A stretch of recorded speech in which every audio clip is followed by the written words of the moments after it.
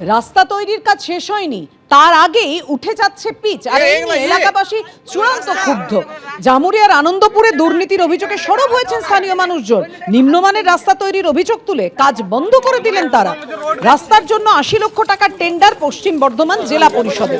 বরাদ্দ টাকা অনুযায়ী উন্নত মানের রাস্তা তৈরির দাবি করছেন এলাকাবাসী। খবর পেয়ে রাস্তা নির্মাণের কাজ দেখতে যান সভাধিপতি বিশ্বনাথ বাউরি। সভাধিপতিকে নিয়েই রাস্তার হাল দেখান গ্রামবাসীরা। রাস্তা তৈরিতে ব্যাপক দুর্নীতি হয়েছে বলে অভিযোগ স্থানীয় বিজেপি নেতৃত্বের। হিসেবে ভুল থাকার জন্যই নাকি এই সমস্যা, এমনটাই দাবি সভাধিপতি বিশ্বনাথ বাউরি।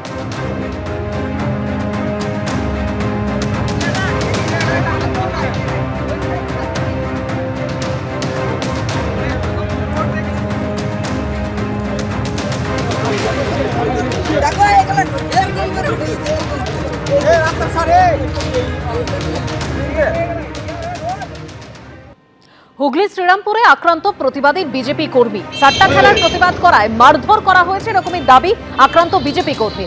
মারধরের অভিযোগ তৃণমূল আশ্রিত দুষ্কৃতীদের বিরুদ্ধে। আশঙ্কাজনক অবস্থায় হাসপাতালে ভর্তি রয়েছেন আহত ওই বিজেপি কর্মী।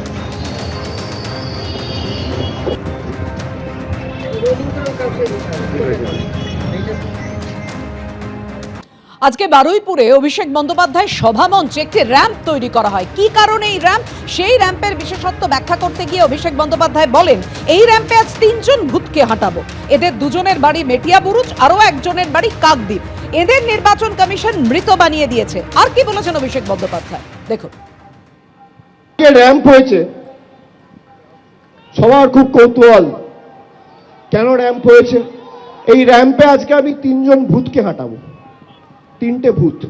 এখানে আমি একা আছি, আমার পাশে 2 জন ভদ্রলোক, একজন ভদ্রমহিলা আছে। এই 3 জনকে দেখে কি মনে হচ্ছে আপনার? ইলেকশন কমিশন এদের দেখতে পাচ্ছেন না, এদের মৃত ঘোষণা করে দিয়েছে। এই জন্য আমি র্যাম্প বানিয়েছি। আর এরকম 3-4টে কেস না, খালি দক্ষিণ 24 পরগনা জেলায় 24 জন রয়েছে যারা জীবন্ত বহাল তবিয়তে রয়েছে, কিন্তু এদের দেখিয়ে দিয়েছে মারা গেছে। বাংলার মানুষ যাতে ভোটাধিকার প্রয়োগ না করতে পারে, এদেরকে মৃত দেখিয়ে দেওয়া হয়েছে। দিল্লি আগামী দিন তৃণমূল যাবে, বিজেপির দালালরা তৈরি থাকো।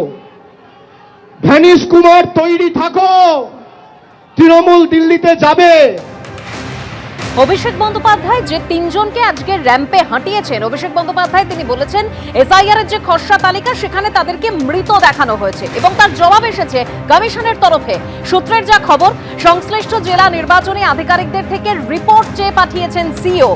ভুলভ্রান্তি হতে পারে, তবে তার সংখ্যা খুব কম। রিপোর্ট এলে বিএলওর বিরুদ্ধে ব্যবস্থা গ্রহণ করা হবে। এটা খসড়া তালিকা, এত ট্রান্সপারেন্সি আছে, একটাও রিপোর্ট আসেনি, জানালেন রাজ্য মুখ্য নির্বাচনী আধিকারিক মনোজ আগরওয়াল।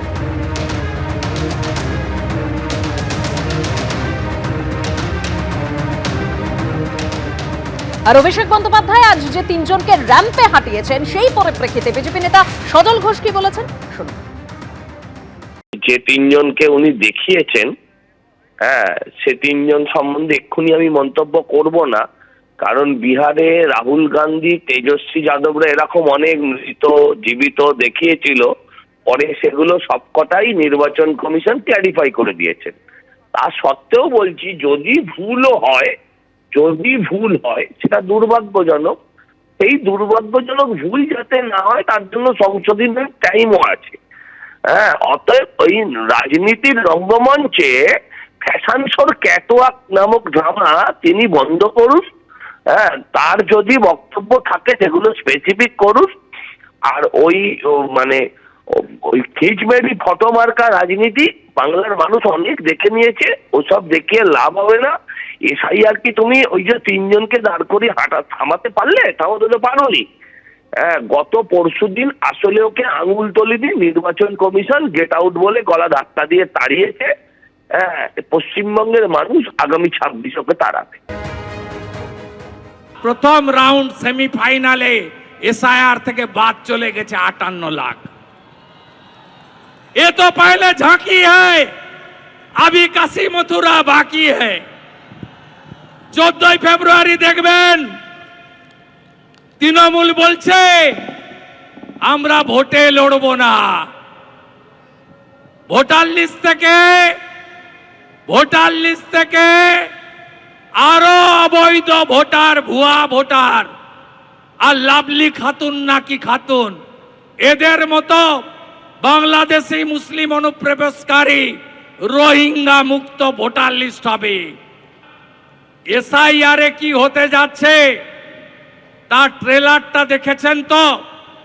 দিল্লিতে বেরিয়ে এসে তৃণমূলের সেকেন্ড ইন কমান্ড বলছে এই ভোটার লিস্ট মানি না, এখন থেকে বলছে। 14 ফেব্রুয়ারির পরে 15 তারিখ এই কথা ওরা সবাই বলবে, একদম নিশ্চিন্ত থাকুন। এবিপি আনন্দ, এগিয়ে থাকে, এগিয়ে রাখে।